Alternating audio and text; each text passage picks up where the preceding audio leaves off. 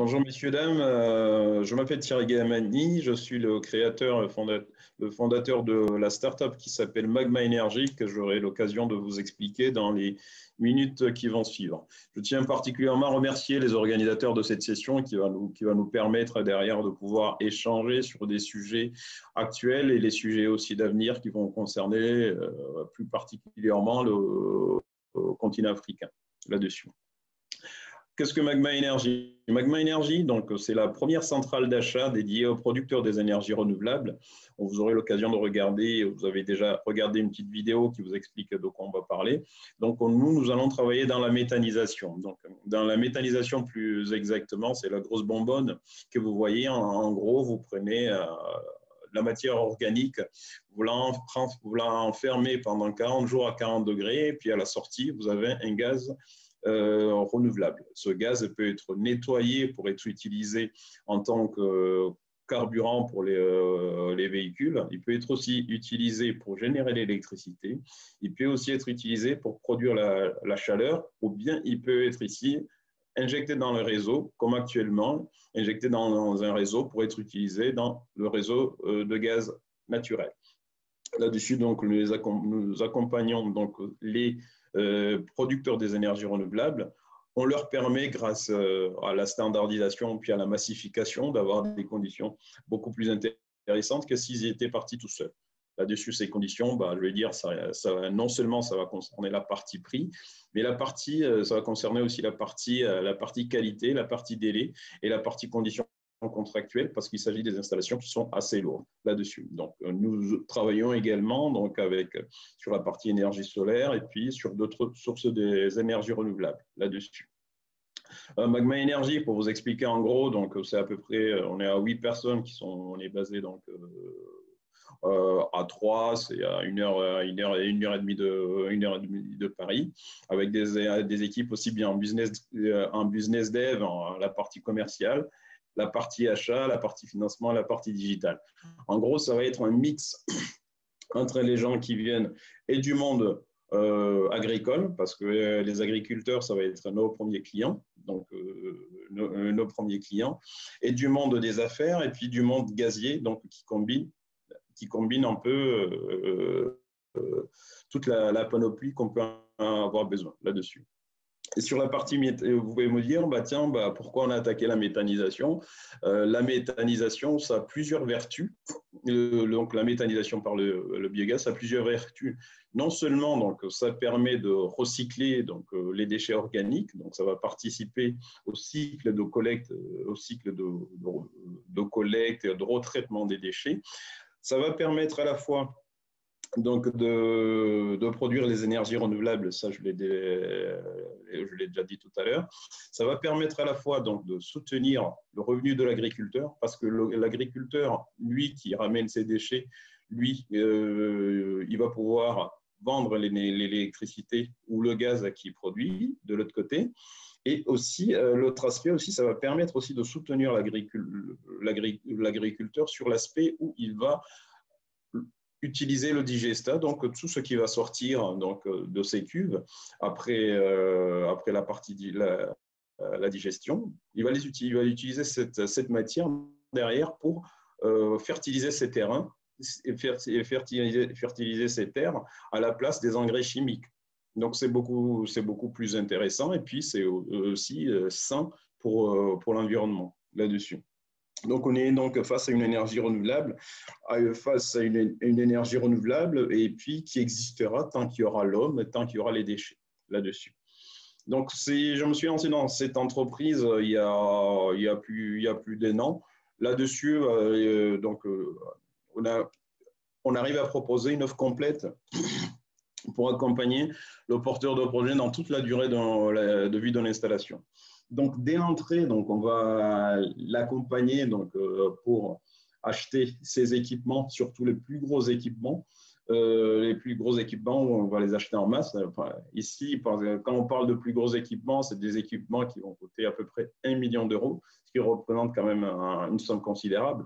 C'est vrai que ça, c'est la typologie du marché du marché français, mais derrière, bon, on sait que par exemple sur le marché africain, derrière, on peut avoir des unités avec des prix, des tailles beaucoup plus modestes, qui vont environner, qui vont arriver à moins des millions une unité complète.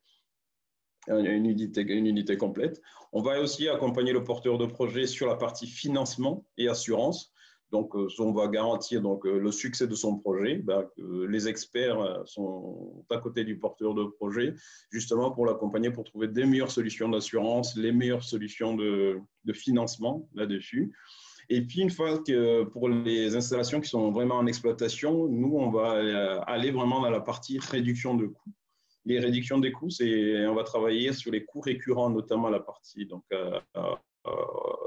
les coûts d'exploitation, ça va être l'achat d'électricité, parce que ces digesteurs, vous les voyez, mais derrière, pour les chauffer, on a souvent besoin d'un apport de chaleur là-dessus. Donc, cette électricité, donc, il va falloir l'acheter d'une façon plus groupée, d'une façon plus globale et puis beaucoup plus intéressante pour l'agriculteur derrière. Et derrière aussi, c'est l'achat groupé de tout ce qui est consommable, une pompe qui se casse, une pompe qui se casse, les prestations, que ce soit en termes de maintenance, en termes de biologie, des labos, ce genre de choses. Là aussi, nous allons les accompagner sur toute la durée de vie, du cycle de vie d'une unité de méthanisation. Voici comment on se situe. Donc, on réduit les coûts en amont du projet, pendant la phase projet et pendant toute la partie exploitation du projet. À titre d'exemple, ici, la partie exploitation dure à peu près 15 ans. Pour savoir exactement est-ce que nous en sommes actuellement, c'est plutôt une bonne chose parce qu'actuellement, on a pu accompagner plus de 11 projets. Les 11 projets qu'on a accompagnés, donc il y a les caractéristiques, je ne vais pas les lire. En gros, ce qu'il faut retenir, c'est que les 11 projets nous vont permettre à terme, donc c'était des mises en service en 2022, d'alimenter plus de 45 000 ménages en gaz renouvelable. Ce qui est assez considérable. Ces 45 000 ménages en gaz renouvelable, ce gaz aussi peut être utilisé aussi pour faire rouler à peu près 600 bus au biogaz là-dessus. Ces volumes, pour ces 11 projets, donc nous avons traité à peu près 16 millions de volume d'achat avec une économie qu'on a pu réaliser qui est située entre 15 et 20% grâce à notre action, grâce à notre expertise là-dessus. Donc, parallèlement à ça aussi, la partie financement, nous avons pu accompagner deux projets pour un besoin de financement d'ordre de 4 millions d'euros à peu près là-dessus. Après aussi, ce qu'il faut retenir, c'est que Magma Energy a été retenu comme start-up innovant du monde agricole. C'était lors du dernier salon de l'agriculture ici à Porte de Versailles, à Paris, avec un prix qui a été remis en présence du ministre de l'Agriculture de l'époque.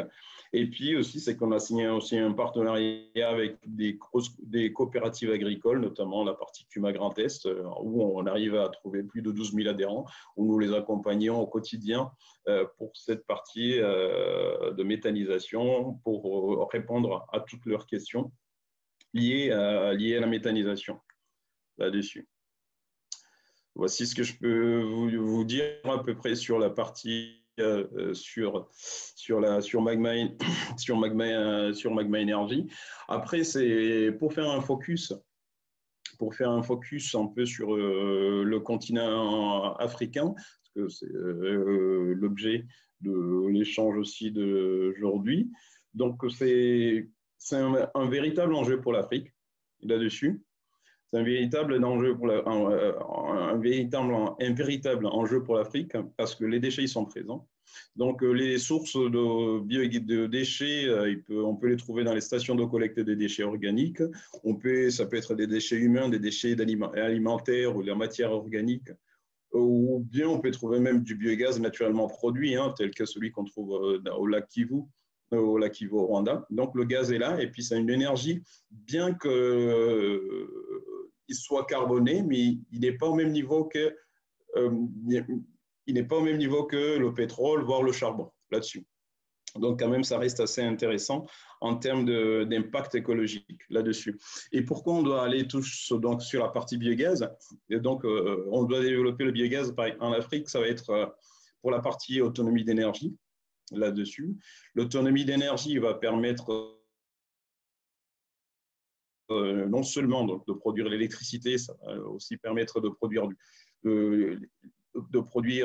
l'électricité, ça peut permettre aussi de produire du carburant pour les véhicules, parce que aussi il faut se dire que qui dit électricité dit énergie, dit l'éclairage, dit le développement, dit les enfants qui arrivent à faire les devoirs une fois qu'ils sont sortis de leur classe. Ça veut dire aussi la maman qui arrive à préparer, parce qu'on a une énergie propre et accessible à tous, au lieu d'utiliser le charbon qu'on a pour habitude d'utiliser. Et aussi sans avoir aussi à faire recours aux importations de gaz qui viennent d'à gauche et d'ailleurs, avec des bilans carbone assez discutables là-dessus, alors que nous avons nos propres déchets derrière. L'autre aspect aussi qu'il faut prendre en considération, c'est effectivement la question de gestion de déchets. La question de gestion de déchets va venir assez régulièrement, parce qu'il y a l'Afrique qui se développe à grande échelle. On a des mégalopoles, des grosses villes qui sont en train de se développer, avec une question de traitement des déchets qui est de plus en plus présente là-dessus. Et là, l'utilisation du biogaz non seulement permet de recycler, de retraiter ces déchets d'une manière plus vertueuse, mais ça permet aussi de produire l'électricité là-dessus. Troisième aspect aussi que j'aimerais bien évoquer aujourd'hui, ça va être aussi la partie agricole. La partie agricole aussi qui va nous intéresser là-dessus. L'utilisation du digestat permet derrière de diminuer le recours aux engrais chimiques. Le recours, donc ce digestat qui est organique et qui est déjà retraité, derrière aussi avec la matière nutritif qui est beaucoup plus facile à assimiler pour les plantes.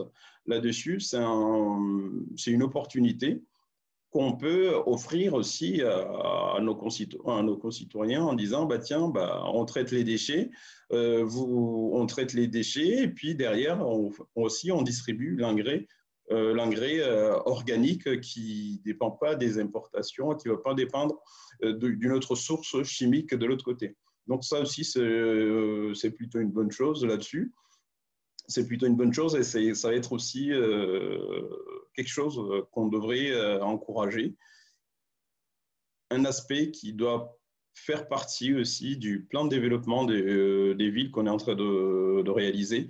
Mais non seulement, donc on peut réfléchir aussi en termes de villes, mais aussi pour voir aussi à l'échelle d'un petit village là-dessus, pourquoi ne pas organiser des stations de collecte, des mini-stations de collecte des déchets qu'on peut derrière donc valoriser derrière pour éclairer ce village, donc ou bien recharger les téléphones, ce genre d'éléments, ce genre d'items, sous un aspect vraiment complètement décentralisé qui n'a rien à voir avec ce qu'on connaît ici en Europe là-dessus. Donc là-dessus, ça va être un enjeu très fort. Tout à l'heure, on parlait des enjeux d'Afrique de 2030, mais 2030, j'allais dire avec ça, 2030, c'est aujourd'hui. 2030, c'est aujourd'hui, parce que si on prend en compte la phase d'étude, la phase financement et la phase d'exploitation, si on doit démarrer ces projets, c'est maintenant qu'il faut le faire. Et si on doit les intégrer dans nos schémas directeurs de développement des territoires, c'est maintenant qu'il faut le faire, c'est pas demain, là-dessus. Donc, nous, comment on va se positionner en tant que Magma Energy?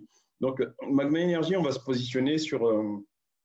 donc là, tout à l'heure, je vous ai expliqué du biogaz, mais nous, on va vraiment utiliser le digital. Le digital, ça va nous permettre derrière d'attaquer d'autres sources de marché, d'autres marchés. Les marchés, ça peut être des marchés proches, ici de la partie France, ou ça va être des marchés européens qui peuvent venir s'approvisionner en termes de matériel, en termes d'expertise, en termes d'équipement directement sur le site de magmaenergy.fr. Et là aussi, ça va être aussi pouvoir aussi accompagner d'autres acteurs qui soient sur le continent européen ou sur le continent africain en disant, au fait, la pompe qu'on va utiliser dans une centrale ici, c'est exactement la même. La plupart du temps, c'est exactement la même qui va être utilisée sur une station qui peut se trouver à Bamako ou à Kigali, là-dessus. Et pourquoi ne pas capitaliser donc, sur cet aspect, apporter cette expertise qu'on connaît, pour laquelle on est vraiment reconnu ici, pourquoi ne pas la porter là-dessus. Donc, ça va être s'appuyer sur cet aspect digital pour élargir le marché, pour que d'autres acteurs des énergies renouvelables venant des autres pays puissent venir utiliser la plateforme là-dessus. L'autre aspect aussi qu'on va aborder derrière, ça va être l'intégration de nouveaux marchés, de nouvelles sources de production d'énergie renouvelable. Parce que tout à l'heure, je vous ai parlé d'hydrogène, je vous ai parlé du biogaz, mais il n'y a pas que. Moi, personnellement, je crois dans un futur où il n'y a pas qu'une seule source d'énergie.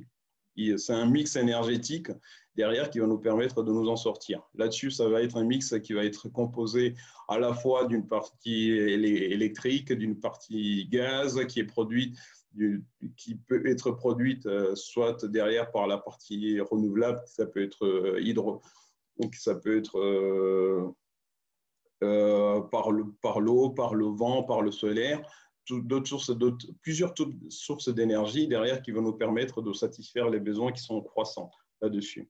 Donc l'idée, ça va aussi chez nous, chez Magma Energy, ça va être aussi la promotion d'autres sources d'énergie renouvelables, notamment donc il y a le solaire derrière qu'on a commencé déjà à intégrer ici, mais derrière aussi il y a la partie hydrogène qui va venir assez prochainement, parce que tout le monde parle d'hydrogène, mais l'hydrogène, il est là. L'hydrogène, s'il faut l'intégrer aussi, c'est maintenant qu'il faut l'intégrer. Il ne faut pas que aussi le continent africain, j'allais dire, on est en train d'intégrer l'hydrogène maintenant, il ne faut pas que que le continent africain l'intègre dans 20 ans. Donc, s'il faut revoir les plans énergétiques, de suffisance énergétique, c'est maintenant qu'il faut intégrer les questions d'hydrogène, c'est maintenant qu'il faut intégrer les questions de bio-CO2 ou bien d'autres questions, d'autres aspects des énergies de demain là-dessus. Donc, pour résumer un peu, ce que je peux dire, c'est que l'Afrique offre un vaste potentiel sur l'utilisation du biogaz, même si la partie biogaz reste encore assez marginale. On voit que le développement commence à s'accélérer parce que les pays africains cherchent des solutions beaucoup plus efficientes pour lutter contre le réchauffement climatique, mais aussi pour soutenir aussi leur développement qui est assez croissant là-dessus. Donc, c'est une filière, j'allais dire, c'est une filière d'avenir qui a les moyens de s'implanter durablement dans le paysage énergétique africain là-dessus, puisque à la fois, ça va combiner des aspects, non seulement la partie énergétique, mais la partie gestion des déchets, la partie agronomique, et puis la partie lutte contre le réchauffement climatique. Voici un petit cours et un petit exposé que je voulais partager avec vous aujourd'hui. Je remercie encore tous les organisateurs de cette journée là-dessus. Donc, vous aurez mes coordonnées, et puis s'il faut aller beaucoup plus loin sur tel ou tel sujet, je serai ravi de vous accompagner, de partager avec vous. Je vous remercie.